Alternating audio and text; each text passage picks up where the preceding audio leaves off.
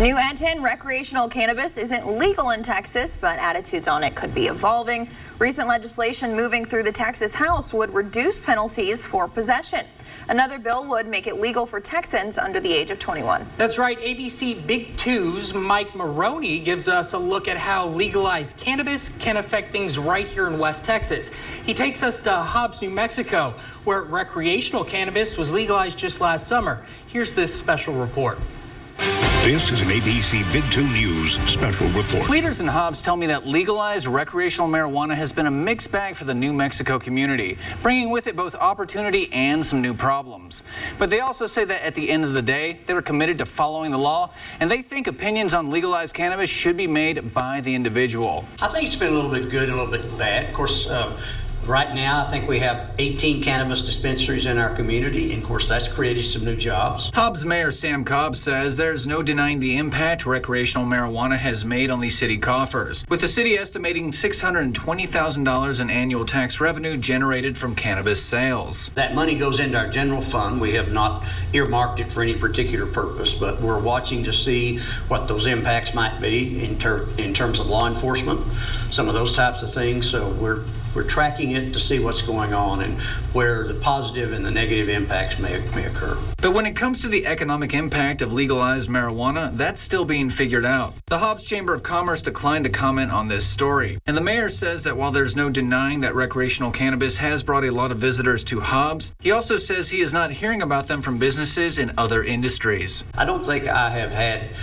restaurateurs or other people that said they have seen a substantial increase in activity due to cannabis sales. Lee County Sheriff Corey Helton says his team knew legalized cannabis would eventually come to their community and that it has created new problems when it comes to keeping people safe. It has made our jobs a little harder, especially when the motoring public.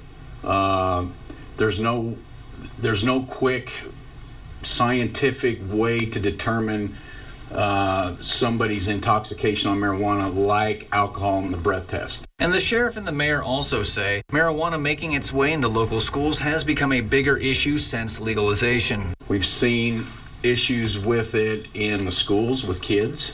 That seems to be one of the biggest complaints I hear from teachers is kids, and you can get marijuana products in so many different ways, gummies and different things that these kids are getting a hold of. There is no question that Hobbs and Lee County have cannabis concerns as they adjust to their new normal. But there's also no shortage of support for recreational marijuana in the community. Starcana dispensary owner Janie McGrath says her business sees that every day during the successful 6 months that they've been open. I think they've been very receptive because of not being the big corporate people.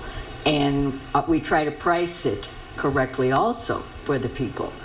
And I think if you don't have the community behind you and you don't have the people, you don't have the business. Janie also says she is thrilled to provide the health benefits of responsible cannabis use, which is something a lot of her customers have responded positively to. And she also says those customers aren't just New Mexicans. A half of my business is Texas, maybe more.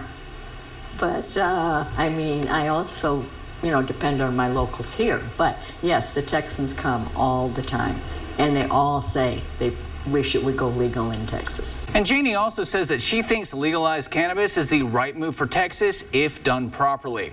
And she's confident that Texas lawmakers can implement it properly and responsibly if that's what Texas voters want. But she's also another voice in Hobbs encouraging people to research the effects of cannabis and come to their own conclusions. In studio, Mike Mahoney, ABC Big 2 News. Well, a bill has already been passed by the Texas House, which would decriminalize possession of marijuana to a certain degree. And to see that story done by anchor Mike Mahoney or any more about the legislator taking place before May 29th, just head over to yourbasin.com.